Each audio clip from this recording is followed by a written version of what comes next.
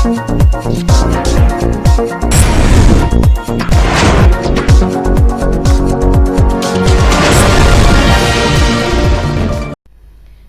स्वागत है आपका डीपीडी न्यूज में। आपके शहर सहारनपुर की खबरों के साथ मैं शिवानी शर्मा हाजिर हूँ। खबरों की शुरुआत से पहले आप सभी हमारे चैनल को सब्सक्राइब जरूर कर लें ताकि कोई भी खबर आपसे ना छूटे। एसएसपी डॉक्टर एस चन्नप्पा के आदेश पर सहारनपुर पुलिस लगातार वाहन चोरों को गिरफ्तार कर सलाखों के पीछे भेजने का काम कर रही है, जिसमें आज फिर से सहारनपुर की थाना ननौता पुलिस को सफलता मिली है। लंबे समय से बाइक चोरी की घटनाओं को अंजाम दे रहे 2 शातिर वाहन चोरों को पुलिस ने गिरफ्तार किया है। साथ ही इनके कब्जे से चोरी की 11 मोटरसाइकिल भी बरामद की है, जिसका खुलासा एसएसपी डॉक्टर एस चन्नप्पा ने प्रेस वार्ता कर किया। एसएसपी ने जानकारी देते हुए बताया कि गिरफ्तार किए गए वाहन चोर सहारनपुर सहित अन्य जनपदों में भी वाहन चोरी की घटनाओं को अंजाम देते हैं, जिनकी गैंग की अन्य साथियों की तलाश की जा रही है। थानाध्यक्ष ननौता और उनकी टीम द्वारा 2 शातिर वाहन चोरों का गैंग पकड़ा गया है। ये अंतर जनपदीय गैंग है कि मोटरसाइकिल चोरी करते हैं। तो कुल इनसे अभी तक हम लोगों को 11 मोटरसाइकिल बरामद हुए हैं, जो मुजफ्फरनगर, यहाँ सहारनपुर और एक हरियाणा, 2 अन्य जनपदों से जो चोरी हुआ है ये मिले हुए हैं। इनसे गहराई से पूछताछ चल रहे हैं और भी मतलब इनके सक्रिय जो इनके सदस्य कौन कौन हैं इससे पता करवा रहे हैं और इनको अभी माननीय न्यायालय के सामने पेश करके इनको जेल भेजा जा रहा है और भी इनके साथियों का तलाश जारी है और बाकी जो मोटरसाइकिल है इनके भी बारे में पता करवा रहे हैं। खेड़ा अफगान के आसपास हो रहे अवैध रूप से आम के पेड़ों के कटान को लेकर वन विभाग ने अपनी जांच शुरू कर दी है, जिसे लेकर वन दरोगा कमल सक्सेना ने एक दबंग ठेकेदार पर मुकदमा दर्ज करने की जानकारी दी है। जानकारी के मुताबिक ठेकेदार द्वारा लंबे समय से बेखौफ बिना किसी परमिशन के हरे आम के पेड़ काटे जा रहे थे, जिनमें से 3 पेड़ का मुकदमा दर्ज किया गया है और अवैध रूप से चल रहे कटान को लेकर आगे भी जांच पड़ताल जारी है। वहीं वन विभाग की इस कार्यवाही से अवैध कटान करने वालों में खलबली मची हुई है। एक ओर सरकार सड़कों के गड्ढा मुक्त होने का दावा कर रही है, वहीं दूसरी ओर जिले की कई सड़कें शासन के दावों की पोल खोल रही है। हैरत की बात है कि गड्ढों में तब्दील हो चुकी इन सड़कों के निर्माण के लिए जिम्मेदारों द्वारा कोई भी ठोस कदम नहीं उठाया गया है। आम जनता से लेकर अधिकारी तक हर किसी की गाड़ी इन्हीं सड़कों में बने गड्ढों से होकर गुजरती है, फिर भी प्रशासन स्मार्ट सिटी की हालत से अनजान बना हुआ है।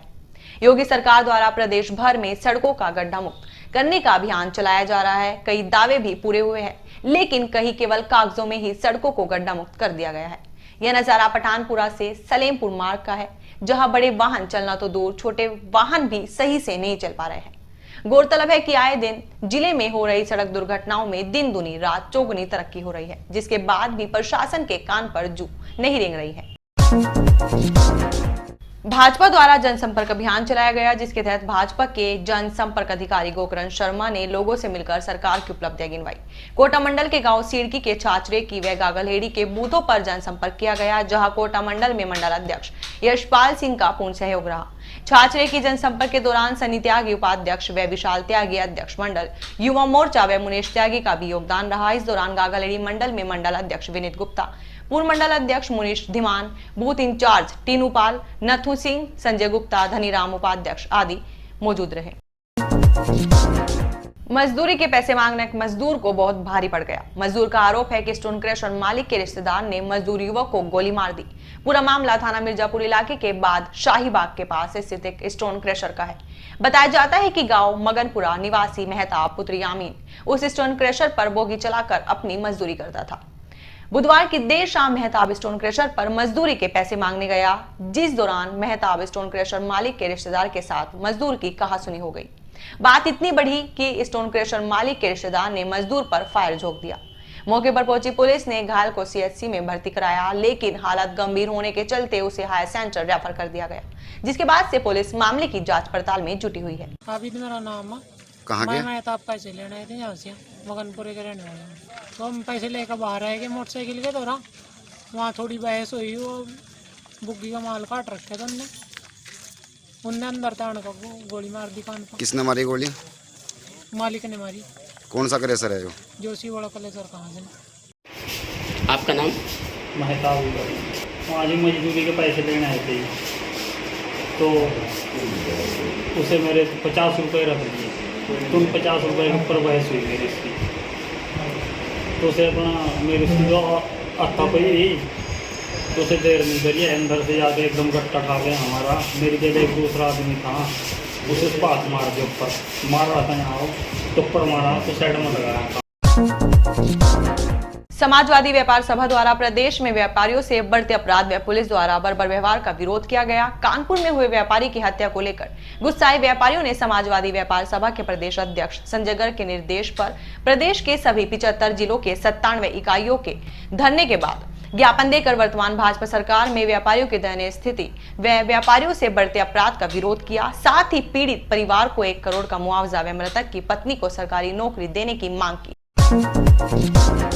भारतीय कश्यप सेना संगठन के तत्वाधान में लखनऊ गंगों में कश्यप निषाद समाज की महापंचायत का आयोजन किया गया, जहां सोमपाल कश्यप की अध्यक्षता में सर्वसम्मति से प्रस्ताव पास किया गया कि भारतीय जनता पार्टी की सरकार यदि 2022 से पहले कश्यप समाज की 17 अति पिछड़ी जातियों को अनुसूचित जाति में परिभाषित नहीं करेगी तो 2022 में कश्यप समाज एकजुट होकर भारतीय जनता पार्टी को हराने का काम करेगा। उन्होंने कहा कि यदि हमारे समाज का संकल्प है और यही नारा है, आरक्षण नहीं तो वोट नहीं। आज भारतीय कश्यप सेना की आरक्षण महापंचायत का आयोजन किया गया ग्राम लखनौती में, और मैं सरकार को एक संदेश देना चाहता हूं, जैसे कि हमारे साथ में सरकार ने वादे किए थे भी अगर आप लोग हमें वोट देंगे दिल्ली की कुर्सी पर बिठाएंगे, जैसे कि प्रधानमंत्री जी ने इलाहाबाद की रैली में कहा था, हे गंगा पुत्रों, अगर आप मुझे दिल्ली की कुर्सी पर बिठाने का कार्य करोगे तो मैं आपको आपका हक अधिकार दिलाने का कार्य करूंगा। इसी प्रकार हम लोगों ने 2-2 बारी प्रधानमंत्री जी बनाए। अगर कुर्सी की 4 टांगे होती हैं तो 4 टांगों में से एक कुर्सी का पावा कश्यप समाज है।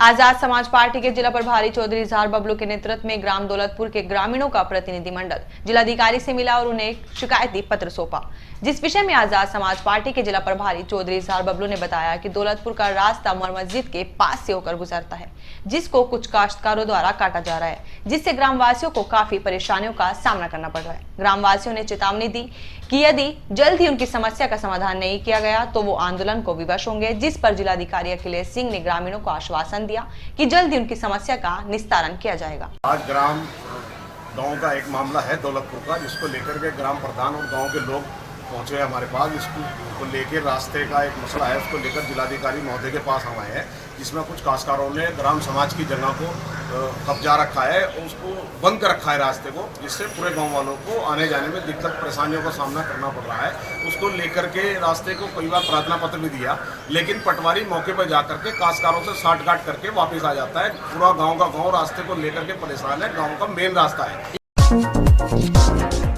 जाको राखे साइया मार सके ना कोई, ऐसा ही कुछ हुआ है सहारनपुर के रेलवे स्टेशन पर, जहां आरपीएफ के एक जवान ने एक यात्री को मौत के मुंह से बचाया। जानकारी के मुताबिक सहारनपुर के प्लेटफॉर्म पर रुकी ट्रेन से उतरे यात्री मूलचंद जब चलती ट्रेन में चढ़ने की कोशिश करने लगे तो उनका पैर फिसल गया और ट्रेन के साथ खिसकते चले गए। यात्री का आधा हिस्सा प्लेटफॉर्म पर और आधा हिस्सा ट्रेन के अंदर था। यह नजारा देखकर प्लेटफॉर्म पर खड़े यात्रियों ने शोर मचाना शुरू कर दिया, जिसके बाद आरपीएफ के हेड कांस्टेबल जावेद खान ने मुस्तैदी दिखाते हुए यात्री की जान बचाई और उसे ट्रेन से सही सलामत घर की ओर रवाना किया। घटना के बाद जब आरपीएफ कांस्टेबल जावेद खान से बात की गई तो उन्होंने घटना के बारे में पूरी जानकारी दी। वहीं आरपीएफ निरीक्षक नवीन कुमार ने आरपीएफ जवान के इस सराहनीय कार्य को देखते हुए डिवीजन में रिपोर्ट भेजने की बात कही। Head constable Javed Khan RPF. कल मेरी ड्यूटी प्लेटफॉर्म नंबर 5-6 पे थी तो ट्रेन शहीद एक्सप्रेस 04673 आई। वो थोड़ी दूर रुकने के बाद जब चली तो गाड़ी चलने के बाद पीछे से शोर सुनाई दिया कि एक यात्री जो है गिर गया या लटका हुआ है। जब शोर मचा तो मैं पीछे की तरफ भागा, देखा तो एक यात्री खिड़की विंडो पर दोनों हाथों से पकड़े हुए लटका हुआ था, जिसका आधा सिरा गाड़ी और प्लेटफॉर्म के बीच में था और आधा सिरा ऊपर था। फिर मैं उसके पीछे गया, उसको पकड़ा, उसको दोनों हाथों से उठाया और उसको बाहर निकाल लिया। एक ट्रेन 4673 समय करीब 10:30 बजे प्लेटफॉर्म नंबर 5 पर रेलवे स्टेशन सहारनपुर पर आई थी और ये गाड़ी अपने निर्धारित ठहराव के बाद जैसे ही 10:40 पर चलने लगी तो एक व्यक्ति जो है उसमें चढ़ने लगा तो उसका पैर फिसल गया और वो प्लेटफॉर्म और गाड़ी के बीच रह गया। तो उसी दौरान हमारा जो स्टाफ था हवलदार जावेद खान वो ड्यूटी पर मुस्तैद था। उसकी ड्यूटी प्लेटफॉर्म नंबर 5 पर ही लगाई गई थी। तो उसने जब इस सिचुएशन को देखा तो उसने जो है दौड़ करके उसको अपनी तरफ सुरक्षित खींच लिया, जिससे उस यात्री की जान बची। जो यात्री था उसी गाड़ी में वो खलीलाबाद से लुधियाना जा रहा था, मूलचंद नाम का आदमी था। इसकी जो हमने जो रिपोर्ट मैंने ऊपर भेज दी है अच्छे कार्य के लिए, और जिस कारण हमारे जो अधिकारी द्वारा भी इस कार्य को सराहा गया। ओबीसी मोर्चा जिला मंत्री एवं छुटमलपुर मंडल प्रभारी प्रदीप पवार का नगर में पहुंचने पर ओबीसी मोर्चा के कार्यकर्ताओं ने फूल मालाओं से जोरदार स्वागत किया। इस अवसर पर जिला मंत्री एवं मंडल प्रभारी ओबीसी मोर्चा प्रदीप पवार ने आगामी पार्टी द्वारा चलाए जा रहे कार्यक्रमों के बारे में विस्तार से जानकारी देते हुए कहा कि सरकार द्वारा चलाई जा रही जन कल्याणकारी योजनाओं का सभी कार्यकर्ता जनता के बीच जाकर ज्यादा से ज्यादा प्रचार प्रसार करें। इस अवसर पर मौजूद रहे जिला कार्य समिति सदस्य ओबीसी मोर्चा अमित सेन ने 2022 में पुनः योगी सरकार बनने की बात कही। साथ ही उन्होंने कहा कि भाजपा सरकार सभी वर्ग के लिए समान रूप से कार्य कर रही है और ओबीसी मोर्चा भाजपा में पूर्ण रूप से सुरक्षित है। अवैध रूप से चल रहे खनन को लेकर जिला प्रशासन ने सख्ती दिखाते हुए अपनी कमर कस ली है, जिसे लेकर जिलाधिकारी अखिलेश सिंह ने दूसरे जिलों में जा रहे खनन से भरे वाहनों पर पूर्ण रूप से पाबंदी लगाने के आदेश दिए हैं। जिलाधिकारी ने बताया कि शाहजहांपुर, बिहारीगढ़ व सरसावा में खनन के वाहनों की जांच के लिए चेक पोस्ट बनाए गए हैं, जहां जिला प्रशासन में पुलिस अधिकारी और कर्मचारियों के होने के बावजूद भी वाहनों को दूसरे रास्ते से निकाला जा रहा है। इससे साफ है कि हरियाणा और उत्तराखंड से अवैध रूप से खनन किया जा रहा है, जिससे सरकार के राजस्व को भी नुकसान पहुंच रहा है। उन्होंने खनन विभाग और संबंधित विभाग के अधिकारियों को निर्देश दिए हैं कि खनन से भरे ट्रक और अन्य वाहनों की जांच की जाए और उन रास्तों पर भी पुलिस पिकेट के साथ खनन विभाग के अधिकारियों को चेकिंग के लिए लगाया जाए।